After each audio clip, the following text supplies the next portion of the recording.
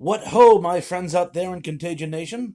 This is Thrash Pondo, and I'm going to use my typical gimmick and use a gimmick.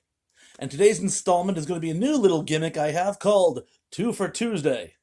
And I rush to say it before you do. This isn't Tuesday. To that I say, things don't always work out. If I have learned anything over the last triumvirate of fortnight, it is that little factoid. But anyway, here's how this little Megillah will work. I'm going to be taking a movie and then reviewing not only it, but another movie, either one it is loosely based on, directly based on, ripped off of, inspired by that situation. And today I'm going to use one of my personal favorites, an old schlocky Corman classic called The Day the World Ended. And my follow-up will be in the year 2889. And without further ado, I shall get started. So, both of whom are post-apocalyptic movies, both set after World War III. Here's the situation.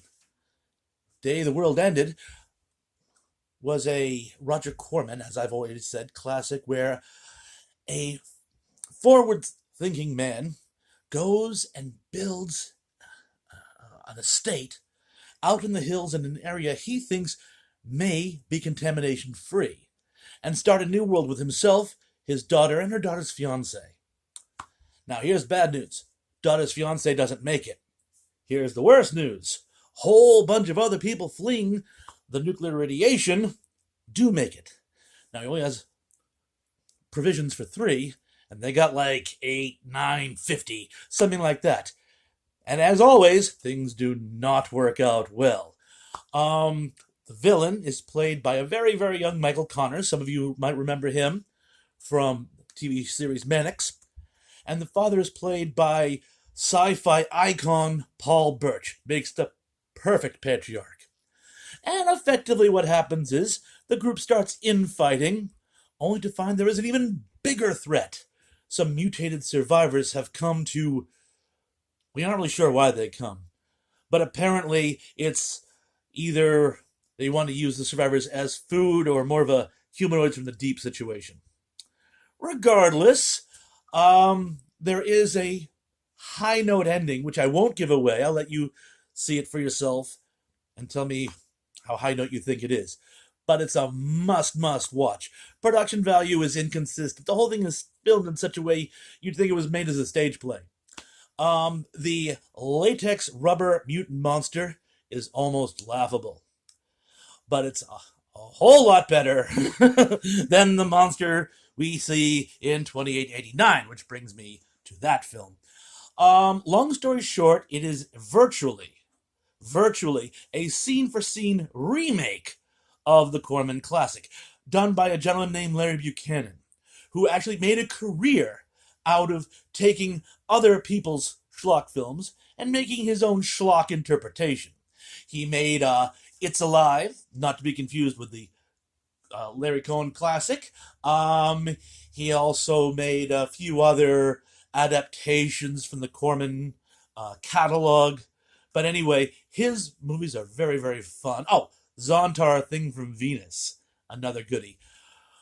But they specialized in being even of a lower budget than Roger Corman's. But effectively the same situation. A patriarch, not nearly as riveting as the Paul Birch character, but a very solid patriarchal character, goes into a seclusion with his daughter and son's fiancé. Group of characters come up, and it's basically Survivor meets Gilligan's Island. And again, surviving mutant monster beast zombies show up and make things just that much more difficult. Long and short of it is, it was made for TV. And in case you're wondering where the title comes from, 2889, I thought World War III was supposed to be in the not-too-distant future at this time. Well, apparently there was a Jules Verne short story, and Jules Verne was very popular at this time, so he thought it was catchy, and he used it. Is it worth watching? Yes. Does it make a great double feature? Sure. Are there better adaptations of Corman classics? Definitely. And we'll talk about those at another time. But for right now, I've given you 2. This had up until recently been Tuesday, so my job here is done. Keep watching, be safe, hit like and subscribe. Peace.